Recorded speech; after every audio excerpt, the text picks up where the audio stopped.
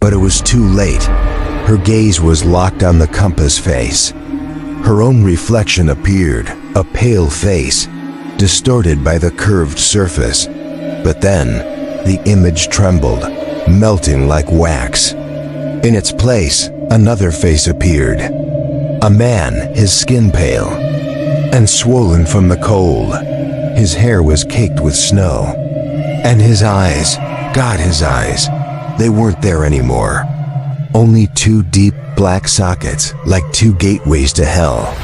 His mouth was open in a silent scream, and Elena could clearly see that. His tongue had also been cut out. The image lasted only a second, but it was burned into her mind, a permanent scar.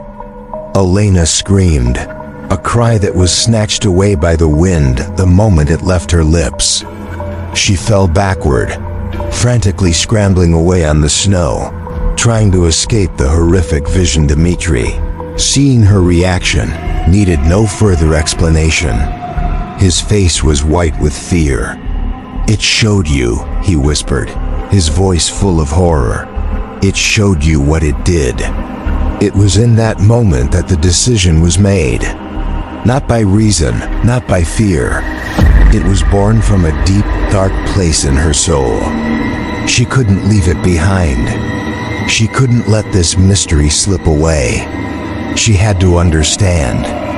Whatever the cost, taking advantage of Dmitri's horrified stupor, Elena acted. As fast as a snake, she lunged forward, her gloved hand snatching the cold compass. She didn't dare look at it again. She just felt its deathly chill spreading, and the faint whispers beginning to return in her head. "What are you doing?" Dmitri roared, realizing her intention, but Elena was faster. She turned her back to him, using her body to conceal her actions. With numb fingers, she pulled down the zipper of her inner jacket pocket. The zip of the zipper sounded jarringly loud, a sound of betrayal. She shoved the compass inside. The metal's cold, immediately pressed against her chest, right over her. Wildly beating heart, like a shard of ice from the grave, she turned to face Dmitri, trying to keep her expression neutral. "It's gone," she lied, her voice trembling from the cold and from the lie itself. The snow buried it. Dmitri stared at her, his eyes narrowed with suspicion and fear. He glanced down at the empty patch of snow where the compass had been. The wind was already beginning to erase all traces. Did he believe her? She didn't know. But they had no more time. The tempest was raging, ready to devour them. And between them, a cold and deadly secret had just been born. Dmitri didn't believe her. Elena could see it in the way his eyes narrowed into slits, trying to see through her lie, through her jacket, to find the truth that pressed against her chest like an icy tumor. But there was no time for interrogation. The mountain wouldn't allow it. A gust of wind with the force of a physical blow sent them both staggering. Visibility had now dropped to near zero, leaving only a frantic whiteout, a vortex of snow and ice that erased the line between earth and sky. The world had vanished, leaving only the roar of the storm and the dark rock outcropping beside them. "The tent. Set up the tent," Dmitri roared, each word torn apart by the wind. He was no longer looking at her. The enemy before them was greater than her deception. They worked in a desperate silence, communicating only with short signals and hurried movements. But everything was against them. The storm was not a natural phenomenon. It was a living, conscious, and malevolent entity. The wind tore the tent fabric from their hands like a hungry beast snatching its prey. The snow stakes, designed to anchor deep into the ice, were blown away like straws. Elena felt her fingers go numb, losing all sensation. Her breath froze on her face covering, forming a thin layer of ice that made it hard to breathe. Each time she inhaled, the frigid air flooded. her lungs like 1,000 tiny shards of glass. Through the curtain of snow, she could see Dmitri struggling, his body taut as a bowstring, trying to hold down a corner of the tent. And in the howl of the wind, Elena began to hear other sounds. At first, she thought it was just a hallucination, brought on by stress and the ringing in her ears. But then they became clearer. Mixed in with the wind's howl were mournful cries, distant screams, and most terrifyingly, laughter. A hoarse, insane laughter that seemed to come from all directions. At once, she glanced at Dmitri, but his face showed only extreme concentration. Was he hearing it, or was it just her? The cold of the compass against her chest seemed to grow even colder, as if it were whispering those sounds directly into her mind. Finally, with a superhuman effort, they succeeded. The tent was up, nestled against the rock, its body heaving and trembling under the wind like a dying heart. They didn't say a word, just dove inside. Zipping the door shut, the sound of the outside world was suddenly muffled. The roar of the storm now became a low, constant hum, as if they were inside the belly of a giant monster. The pale, ghostly light of day filtered through the orange tent fabric, dyeing everything inside with a strange, unreal color. They sat there, panting in the cramped space, the silence between them heavier than the pressure of the storm. Elena could feel Dmitri's eyes fixed on her in the dim light. She didn't dare look back. She reached for the radio, turning it on. Only static. An endless white hiss, like the scream of a soul trapped between worlds. She turned the knob, switching through different frequencies, but the result was the same. That static was the sound of absolute isolation. They were completely cut off. Trapped in a flimsy fabric box in the middle of a sentient storm on a mountain that wanted them dead.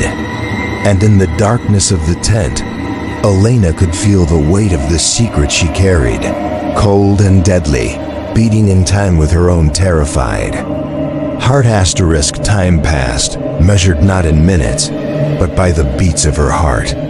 Each beat was a frantic drum against her ribs, echoing in the suffocating silence.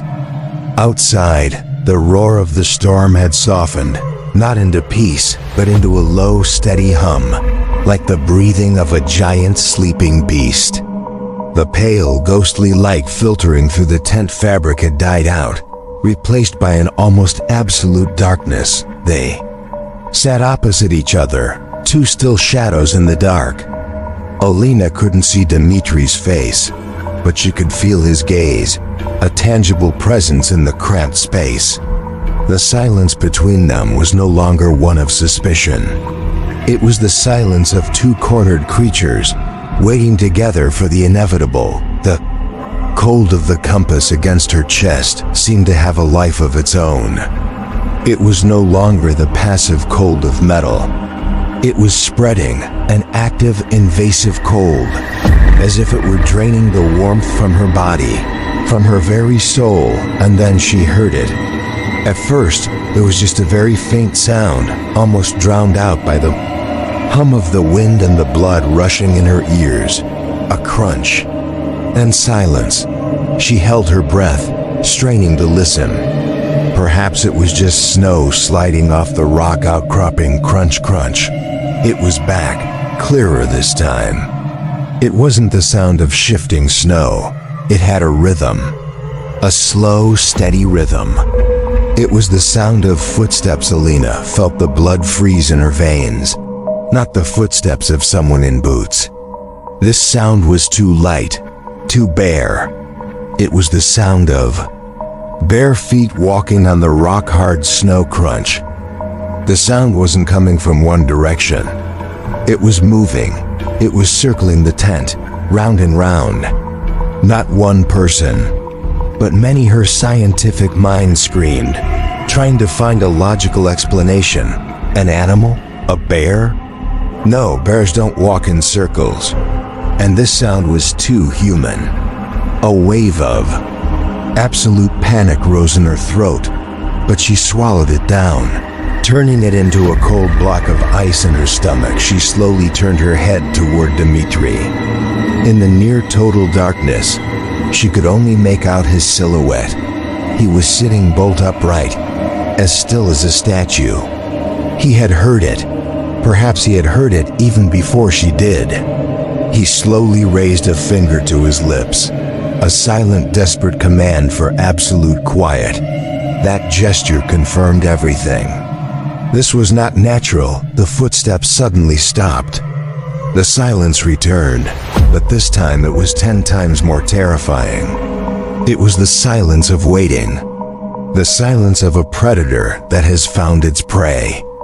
Elena held her breath until her lungs felt like they would burst, and then a new sound began, a faint, scraping noise right on the tent fabric. Just inches from her head, scraped, was a wet, disgusting sound.